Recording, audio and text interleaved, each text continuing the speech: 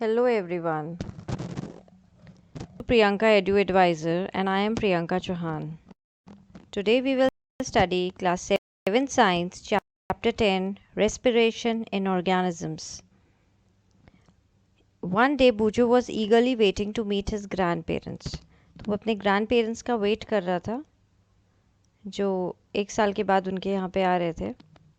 तो उसे बहुत जल्दी थी बूजो को. वो बस स्टॉप पे बहुत रन करके गया. ही रन फास्ट और बस स्टॉप पे पहुंचा. तो जब वो वहाँ पे पहुंचा तो वो बहुत तेज़ तेज़ ब्रीथ कर रहा था, बहुत तेज़ तेज़ सांस ले रहा था. तो उसकी ग्रैंड मदर ने पूछा कि why he was breathing so fast. तो Boojho told her that he came rushing all the way. तो पूरे रास्ते भागते हुए आया था. But the question got stuck in his mind. तो उसके माइंड में ये आया कि जब मैं रन करता हूँ या जब कोई भी रन करता है, कोई भी पर्सन रन करता है, तो वो तेज़ तेज़ सांस क्यों लेने लग जाता है, उसकी ब्रीदिंग रेट फास्टर क्यों हो जाती है. The answer to Boojho's question lies in understanding why we breathe. Breathing is a part of respiration. Breathing respiration का एक पार्ट है और इस चैप्टर में हम respiration के बारे में पढ़ेंगे. Why do we respire? हम सांस क्यों लेते हैं. respiration क्या होता है और क्यों respire करते हैं. चैप्टर 2 में आपने पढ़ा था दैट जितने भी लिविंग ऑर्गेनिजम्स होते हैं उनकी बॉडी जो है वो सेल से बनी हुई होती है. ओके जो स्मॉलेस्ट पार्ट होता है the small microscopic units called cell से बनी होती है. जैसे कोई बिल्डिंग होती है, बिल्डिंग ब्रिक से बनती है ना, बहुत सारी ईंटों से या ब्रिक से एक बिल्डिंग बनती है. वैसे ही कोई भी लिविंग ऑर्गेनिज्म हो, चाहे प्लांट हो, एनिमल हो, ह्यूमन बींग्स हो, इवन हमारी बॉडी भी सेल से बनी हुई है. तो सेल जो होते हैं ये सबसे छोटी यूनिट्स होती हैं. Small structural and functional cell is the small structural and functional unit of an organism. Each cell of an organism performs कुछ function. हर सेल कुछ फंक्शन परफॉर्म करती हैं जैसे कि nutrition, transport, excretion and reproduction. And to perform these functions the cell needs energy. ये सब function perform करने के सेल को क्या चाहिए होती है, एनर्जी होती है, एनर्जी चाहिए होती है. इवन जब हम कोई खाना खा रहे हैं या हम सो रहे हैं, बुक रीड कर रहे हैं, तो इन सब एक्टिविटीज़ में भी हमें एनर्जी चाहिए होती है. But where does they come from. ये एनर्जी कहाँ से आती है. ये एनर्जी आती है फूड से. जब आप फूड खाते हो the food has stored energy. Food के अंदर एनर्जी स्टोर होती है. जैसे आपने फूड खाया, फूड डाइजेस्ट हुआ. आपने डाइजेशन वाला चैप्टर पढ़ा ना जिसमें फूड डाइजेस्ट होता है, अल्टीमेटली वो ग्लूकोज में कन्वर्ट होता है. तो ब्लड के थ्रू ट्रैवल करता हुआ ये ग्लूकोज हमारी बॉडी के हर सेल में पहुंच जाता है. जब ये ग्लूकोज हर सेल में पहुंच जाता है, अब हर सेल में रेस्पिरेशन स्टार्ट हो जाती है. अब इस रेस्पिरेशन में क्या होता है, ये जो ग्लूकोज है ये ब्रेक डाउन होता है.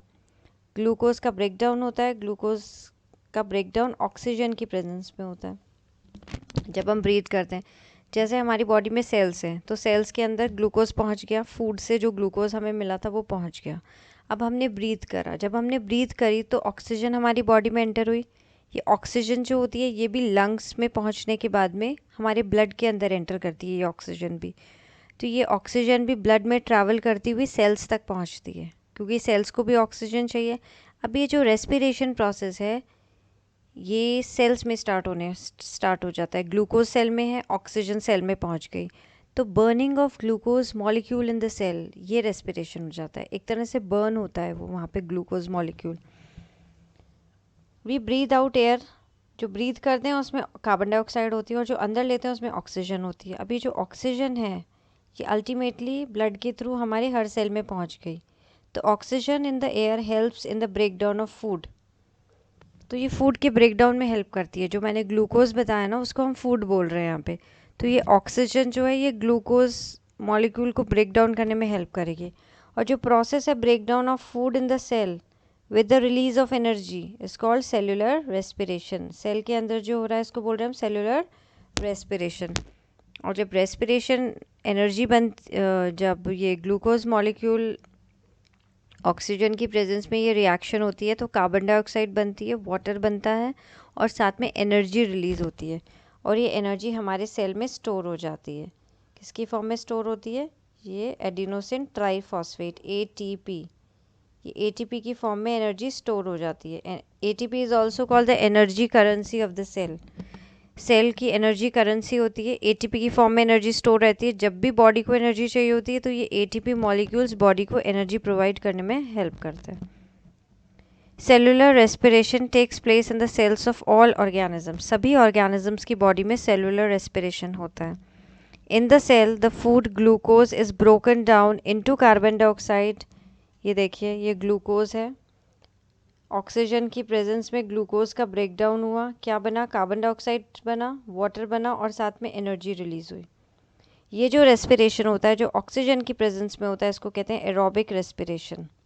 ये डेफिनेशन है इसकी। When the breakdown of glucose occurs with the use of oxygen it is called aerobic respiration and food can also be broken down without using oxygen. अगर ऑक्सीजन यूज़ नहीं हो रहा तो उसको बोलते हैं एनएरोबिक रेस्पिरेशन। बिना ऑक्सीजन की प्रेजेंस में भी ग्लूकोज का ब्रेकडाउन हो सकता है और इस टाइम पे भी एनर्जी रिलीज होती है। You should know that there are some organism, जैसे कि ईस्ट हो गई।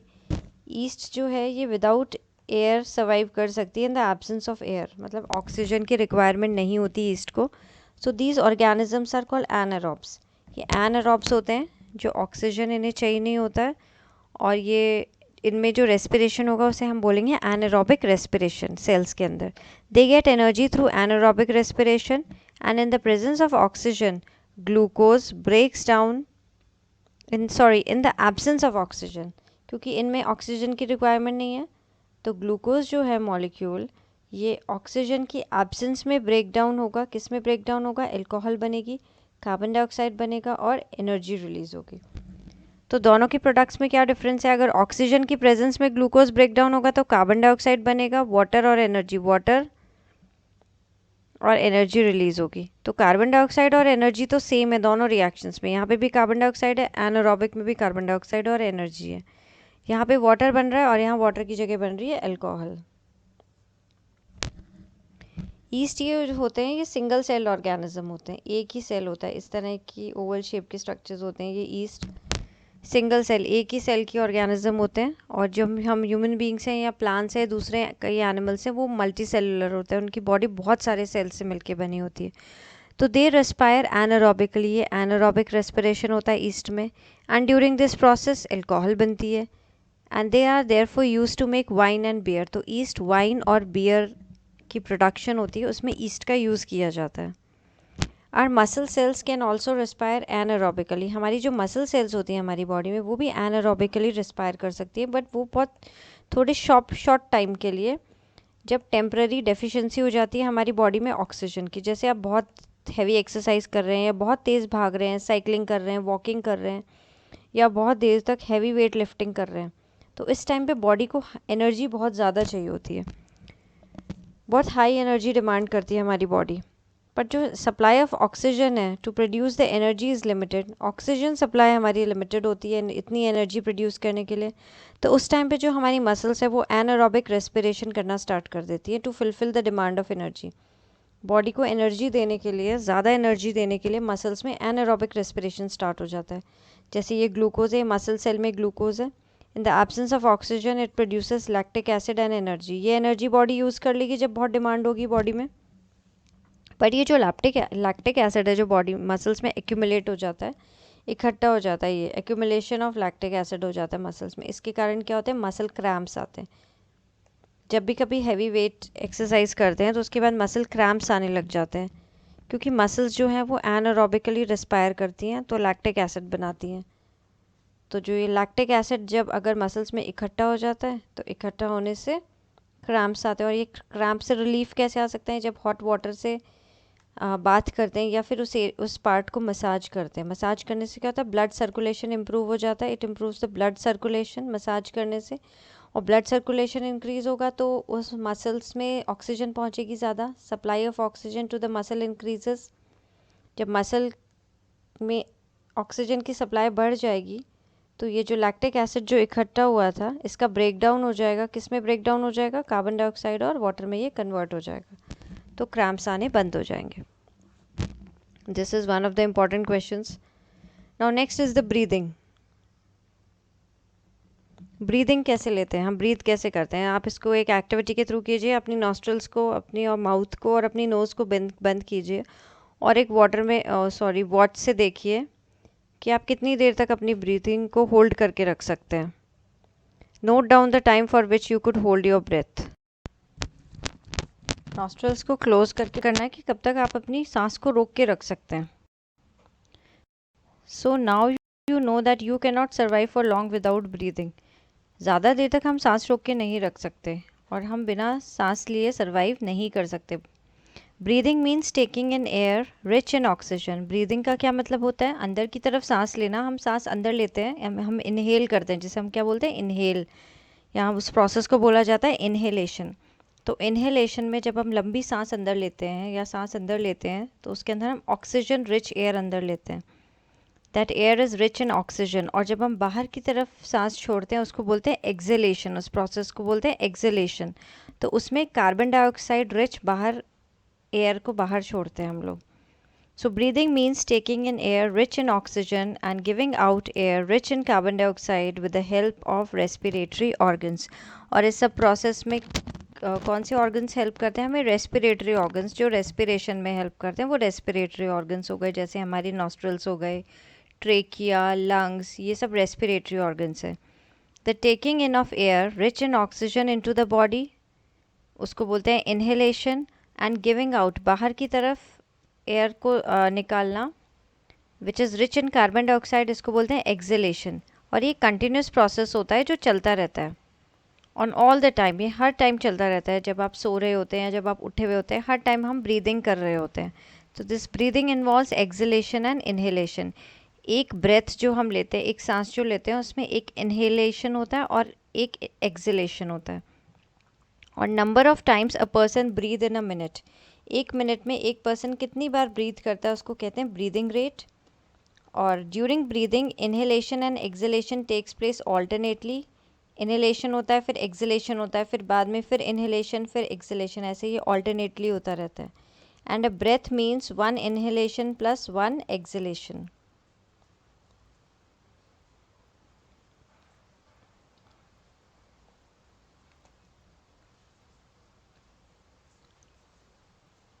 इसमें एक और एक्टिविटी है जिसमें आपको अपना ब्रीदिंग रेट कैलकुलेट करना है।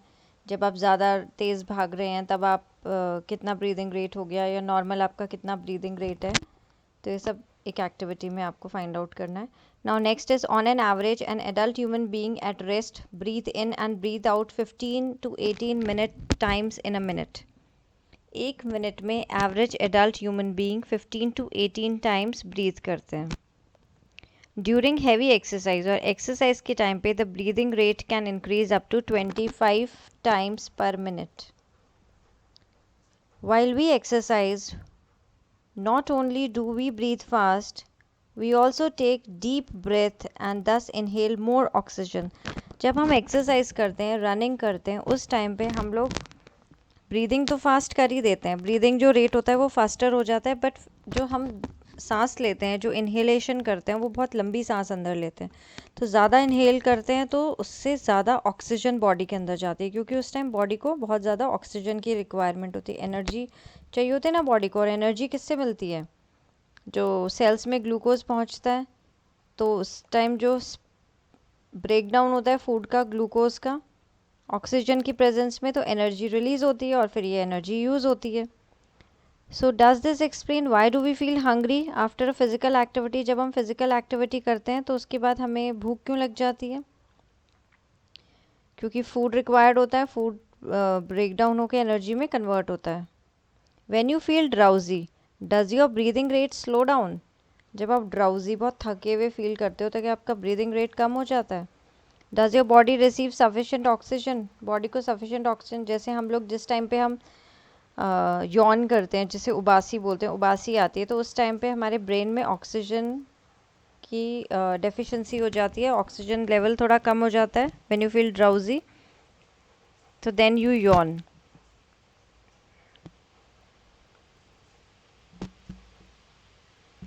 Now how do we breathe? कैसे हम ब्रीथ करते हैं? We take in air through our nostrils, nostril से एयर अंदर लेते हैं। वी इनहेल द एयर, ये नॉस्ट्रल से होती हुई नेज़ल कैविटी में जाती है, नेज़ल कैविटी से ये लंग्स में पहुंचती है through the windpipe, and lungs are present in the chest cavity. Lungs chest cavity में होती है. This we will see with the help of diagram now. This cavity is surrounded by ribs on the sides. Sides में ये ribs से covered होती है ये chest cavity. A large muscular sheet called diaphragm forms the floor of the chest cavity. Chest cavity का नीचे का जो पार्ट होता है उसको diaphragm कहते हैं. And breathing involves the movement of the diaphragm. Breathing के टाइम पे diaphragm का movement भी होता है और rib cage का भी movement होता है. तो जब हम inhalation करते हैं तो ribs ऊपर की तरफ जाती है. This we will see with the help of diagram first.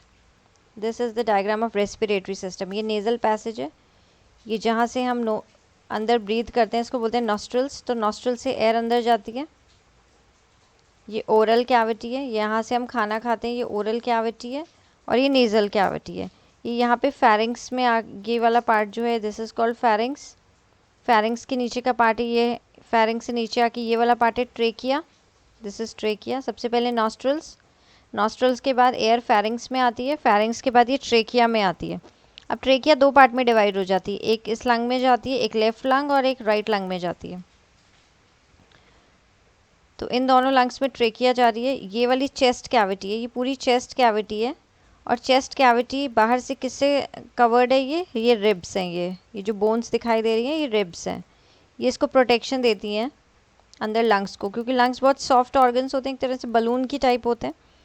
तो ये इसके अंदर ये जो पर्पल कलर का दिख रहा है दीज आर द लंग्स. और ये बाहर ये जो बोन्स हैं ये रिब्स हैं. अब लंग्स के अंदर ये ट्रेकिया के पार्ट होते हैं. तो फिर ये आगे इसके पार्ट्स होते हैं ट्रेकिया और छोटी छोटी ब्रांचेस में, जैसे ट्री की ब्रांचेस होती है ना, छोटे छोटे पार्ट्स में डिवाइड हो जाती हैं. इस तरह से डिवाइड हो जाती है. और ये जो सबसे लास्ट का पार्ट होता है इसको कहते हैं एल्वियोलाई. तो एल्वियोलाई यहाँ पे ब्लड, ये जो ऑक्सीजन यहाँ से होती हुई एल्वियोलाई तक पहुँचती है. और एल्वियोलाई में ऐसे छोटे छोटे बलून लाइक स्ट्रक्चर्स होते हैं. तो यहाँ पे गैसेस एक्सचेंज होता है ब्लड के साथ. ये जो ऑक्सीजन है लंग्स में, जो ऑक्सीजन पहुँची है ये ब्लड में जाती है और ब्लड से पूरी बॉडी में ट्रैवल करती है और फिर हर सेल तक ये ऑक्सीजन पहुँचती है. अब इनहेलेशन का प्रोसेस और एक्सहेलेशन का प्रोसेस देखते हैं with the help of one more diagram. इस तरह ये वाला डायग्राम है. इसमें हम देखेंगे how inhalation and exhalation happens. तो ये तो रिब केज हो गई, ये रिब्स हैं. और ये नीचे का जो ये पार्ट है इसको कहते हैं डायफ्राम. जब हम इनहेल करते हैं इनहेलेशन के टाइम पे ये जो डायफ्राम है ये नीचे की तरफ मूव करता है. मतलब जब भी हम कुछ इनहेल करेंगे तो हमें बहुत बड़ी जगह चाहिए. अंदर चेस्ट कैविटी हमारी एक्सपैंड करेगी. एक्सपैंड करने से रिब्स बाहर की तरफ आएंगी और थोड़ी ऊपर की तरफ आएंगी और बाहर की तरफ आएंगी और डायफ्राम नीचे की तरफ आएगा. तो ये जो पूरी की पूरी जो कैविटी है ये बड़ी हो जाएगी. तो एयर इनहेल हो जाएगी during the process of inhalation. और एक्सहेलेशन में क्या होगा?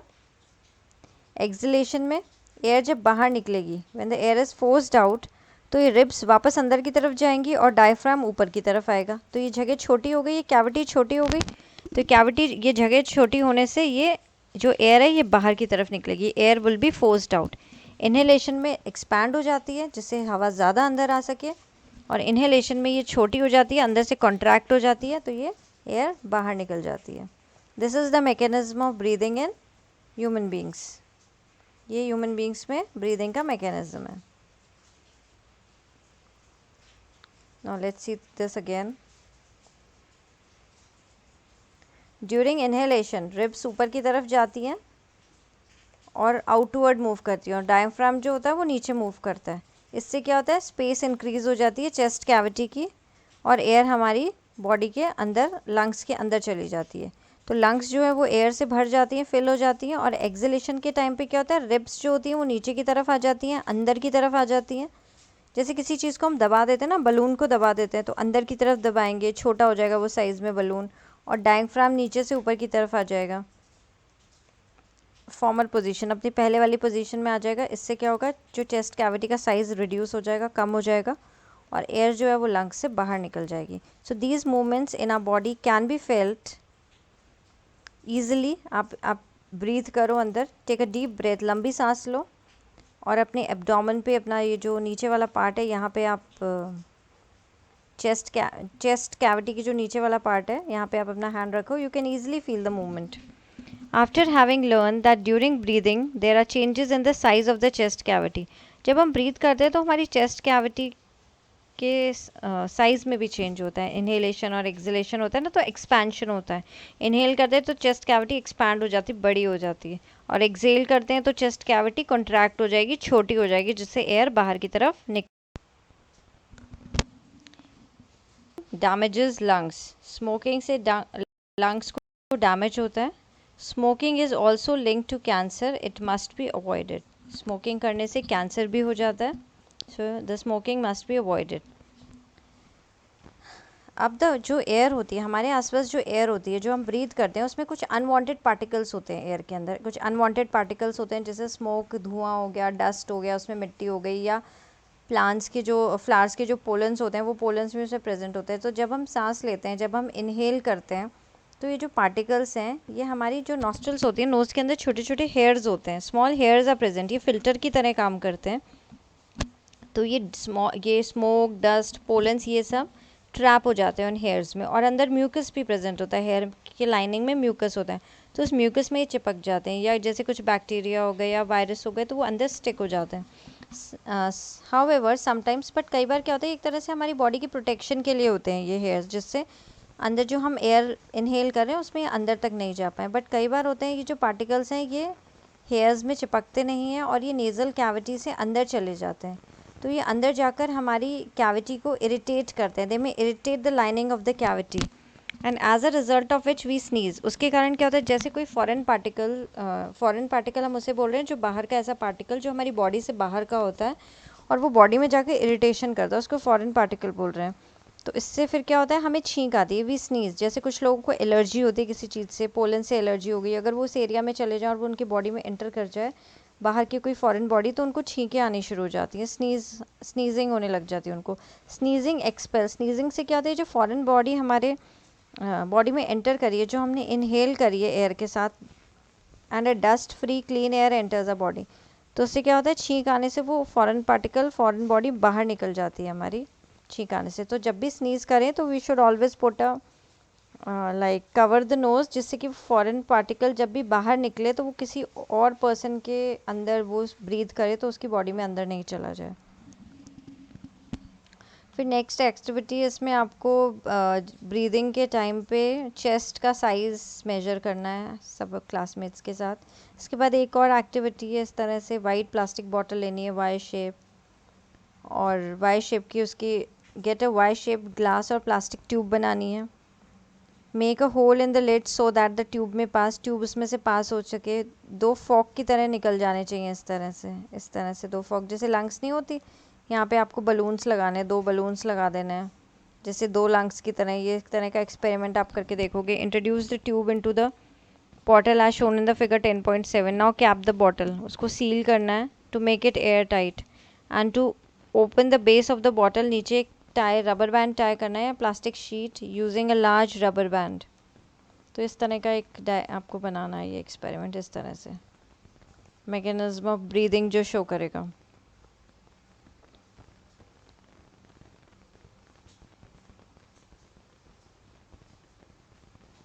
Now to understand the expansion of the lungs, pull the rubber sheet, rubber sheet को पुल करो नीचे से अगर एक्सपेंशन का आपको देखना है तो, base downwards and watch the balloons. फिर नेक्स्ट क्या करना है, पुश करना है रबर या प्लास्टिक शीट को। फिर did you see any changes in the balloons, देखिए इस तरह से ये इन्फ्लेशन हो रहा है, इसमें एयर फिल हो रही है, और ये एक्सलेशन जब लंग्स बिल्कुल ऐसे कॉन्ट्रैक्ट हो जाती हैं और एयर बाहर की तरफ आ जाती है, तो ये ब्रीदिंग का मैकेनिज्म है। लंग्स इन्फ्लेट होगी, जब इनहेलेशन होगा ये फूल जाएंगी, अंदर से भर जाएंगी एयर से, और जब ये बाहर निकलेगी एयर तो ये इस तरह से थोड़ी कॉन्ट्रैक्ट हो जाएंगी। Now what do we breathe out, हम क्या ब्रीद आउट करते हैं, जब हम ब्रीद आउट करते हैं तो बाहर की तरफ एक गैस निकलती है जिसको बोलते हैं कार्बन डाइऑक्साइड। इसका बहुत सिंपल सा एग्जांपल, एक आप एक्टिविटी करेंगे, आपको एक स्ट्रॉ लेनी है और एक टेस्ट ट्यूब में फ्रेशली प्रिपेयर लाइम वाटर लेना है। ये हमने पहले भी एक में एक्सपेरिमेंट देखा था, हमने एसिड एंड बेसिस जब चैप्टर पढ़ा था। तो प्लास्टिक स्ट्रॉ को लाइम वाटर में इंसर्ट करना है इस तरह से, ये वाला सेटअप है। इसमें एयर एक्सेल करनी है स्ट्रॉ से। जब हम एयर जो एक्सेल कर रहे हैं वो एक्सेल एयर में क्या प्रेजेंट है, एक्सेल एयर में कार्बन डाइऑक्साइड प्रेजेंट है। ये कार्बन डाइऑक्साइड जब लाइम वाटर में जाएगी तो लाइम वाटर से जब कार्बन डाइऑक्साइड एक्ट करेगी तो लाइम वाटर मिल्की हो जाएगा। Lime water will turn milky, मतलब कैल्शियम ऑक्साइड है, कैल्शियम ऑक्साइड जब कार्बन डाइऑक्साइड से एक्ट करेगा तो कैल्शियम हाइड्रोक्साइड बना लेगा, तो उसका कलर जो होता है वो फिर मिल्की हो जाता है। Now blow gently the straw a few times, is there a change in the appearance of the lime water? Lime water milky हो जाएगा। यू आर अवेयर जो गैसेज हम एक्सेल कर रहे हैं वो मिक्सचर ऑफ गैसेज है, पर उसमें सबसे ज़्यादा कौन सी गैस प्रेजेंट है? कार्बन डाइऑक्साइड गैस सबसे ज़्यादा प्रेजेंट है along with the other gases.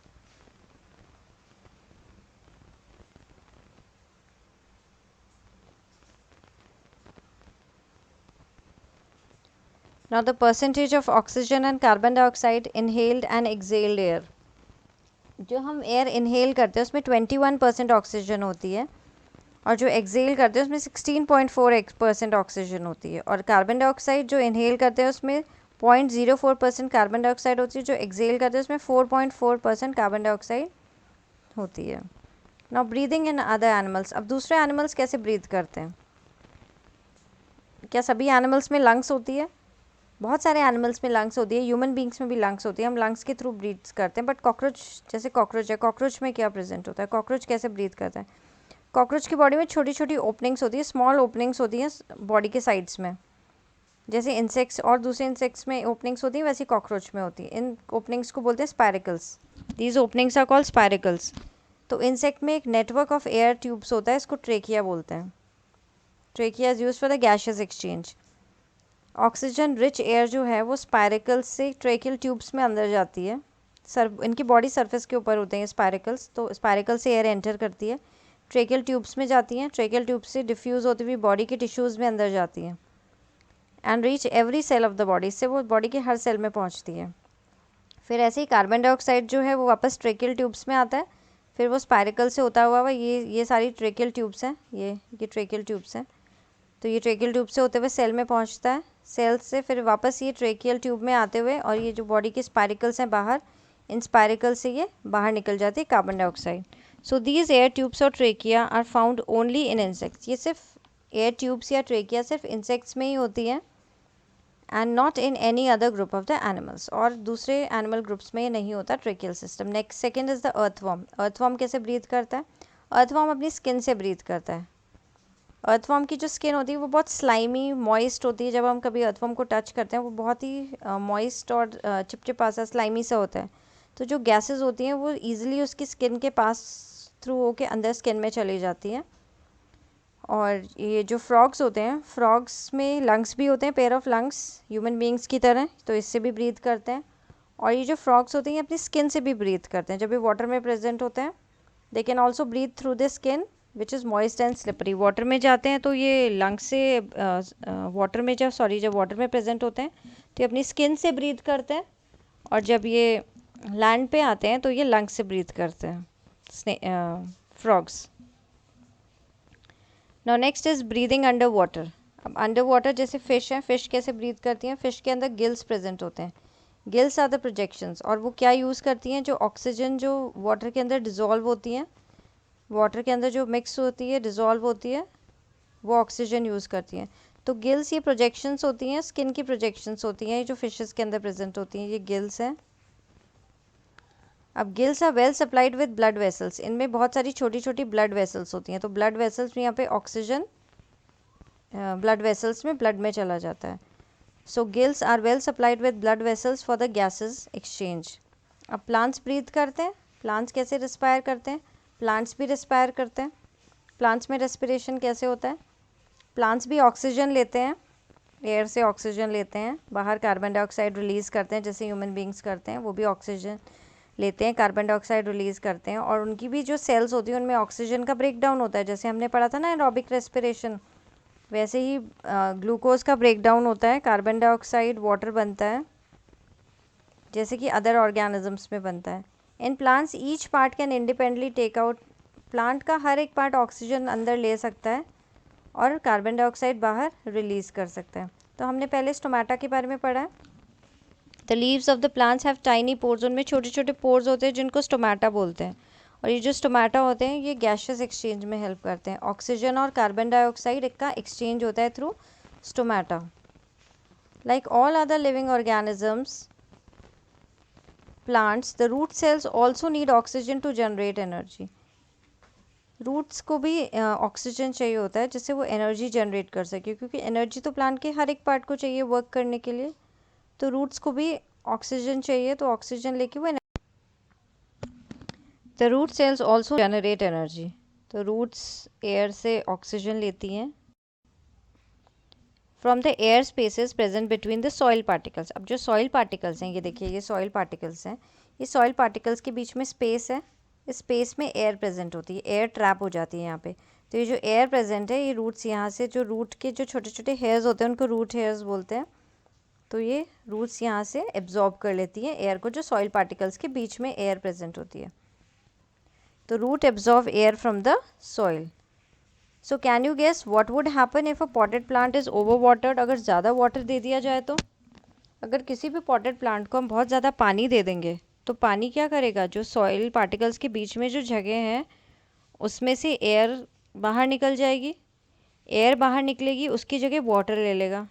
जब हम पानी डालते हैं तो उसमें से कुछ बबल्स बाहर निकलते हैं ना, इसका मतलब जो एयर ट्रैप हुई हुई है वो बाहर निकल रही है सॉइल पार्टिकल्स के बीच में से। उस वो जगह पानी ने ले ली। अगर बहुत ज़्यादा अपने प्लांट को पानी दे दिया तो अब जो वाटर है, सॉइल है, सॉइल में वाटर प्रेजेंट है और एयर बहुत कम हो जाती है, तो उससे प्लांट जो है वो ब्रीथ नहीं कर पाता, रूट्स ब्रीथ नहीं कर पाती। और जब रूट्स ब्रीथ नहीं कर पाएंगी तो फिर रूट्स डाई हो जाएंगी, रूट्स मर जाएंगी और वो प्लांट फिर सर्वाइव नहीं कर पाएगा। In this chapter you learn that respiration is a vital biological process.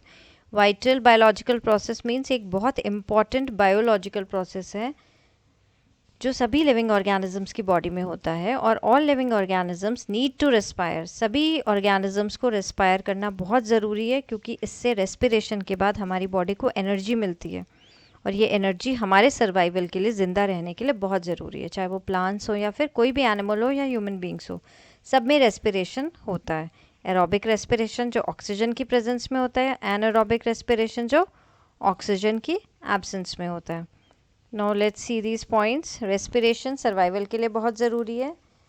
हम ऑक्सीजन को इनहेल करते हैं, वो ग्लूकोज को ब्रेक डाउन करता है, कार्बन डाइऑक्साइड और वाटर में ब्रेक डाउन होता है और साथ में एनर्जी रिलीज होती है और ये एनर्जी बॉडी यूज़ करती है। तो break down of glucose occur in the sales.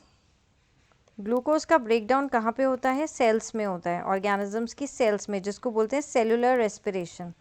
तो रेस्पिरेशन में दो प्रोसेस इन्वॉल्व हो गए। एक तो इन्वॉल्व हो गया ब्रीदिंग, जिससे ऑक्सीजन बॉडी में एंटर कर रही है। दूसरा प्रोसेस हो गया सेलुलर रेस्पिरेशन। तो ये दोनों स्टेप्स मिलके पूरा रेस्पिरेशन को कंप्लीट करते हैं। If the food is broken down with the use of oxygen तो इसको एरोबिक रेस्पिरेशन बोल रहे हैं। और अगर विदाउट ऑक्सीजन ये ब्रोकन डाउन हो रहा है फूड, ग्लूकोज मॉलिक्यूल, तो इसको एनारोबिक रेस्पिरेशन। जब हम हैवी एक्सरसाइज करते हैं तो ऑक्सीजन की सप्लाई बढ़ जाती है, muscle supply of oxygen to our muscles ज़्यादा चाहिए होती है, बट वो इनसफिशेंट होती है सप्लाई। तो मसल्स क्या करती है? एनारोबिकली रेस्पिरेशन करना स्टार्ट कर देती हैं और जिससे वो लैक्टिक एसिड प्रोड्यूस करती हैं और इस लैक्टिक एसिड के प्रोडक्शन के कारण मसल्स में क्रैम्प्स आते हैं। ब्रीदिंग क्या प्रोसेस होता है? जिसमें इनहेल करते हैं ऑक्सीजन रिच एयर और carbon dioxide rich air exhale करते हैं। तो ब्रीदिंग में दो प्रोसेस आते हैं, एक तो आता है इनहेलेशन एक स्टेप में और दूसरा आ जाता है एक्सहेलेशन। जब फिजिकल एक्टिविटी इंक्रीज होती है तो रेट ऑफ ब्रीदिंग भी इंक्रीज हो जाता है। Animals like cow, dog, buffalo, cat, the respiratory organs and the process of breathing, इनमें सब में सेम होता है, ह्यूमन बींग्स की तरह ही होता है। लंग्स होती हैं और प्रोसेस सेम रहता है रेस्पिरेशन का। अर्थवॉर्म्स किससे रेस्पायर करते हैं? Through moist skin. और जो फिश होती हैं वो गिल से रेस्पायर करती हैं और इंसेक्ट्स रेस्पायर करते हैं ट्रेकिया से। प्लांट्स में जो रूट्स होती हैं वो एयर लेती हैं जो सॉइल के अंदर प्रेजेंट होती हैं। लीव्स किससे लेते हैं? टाइनी पोर्स, स्टोमेटा से गैसेस एक्सचेंज करते हैं ये। और ग्लूकोज का ब्रेक डाउन होता है प्लांट सेल में, जैसा कि दूसरे लिविंग ऑर्गेनिजम्स में होता है। ग्लूकोज प्लस ऑक्सीजन और ब्रेक डाउन होके कार्बन डाइऑक्साइड, वाटर और एनर्जी रिलीज होती है। तो ये आपका चैप्टर कंप्लीट हो गया। अगर आपको चैप्टर अच्छा लगा एक्सप्लेनेशन, तो write down in the comment section, like the video, share it with your friends. और अगर चैनल सब्सक्राइब नहीं करा है तो सब्सक्राइब कीजिए और बेल बटन को भी प्रेस कीजिए। So I'll see you in the next video. Till then, bye bye, take care.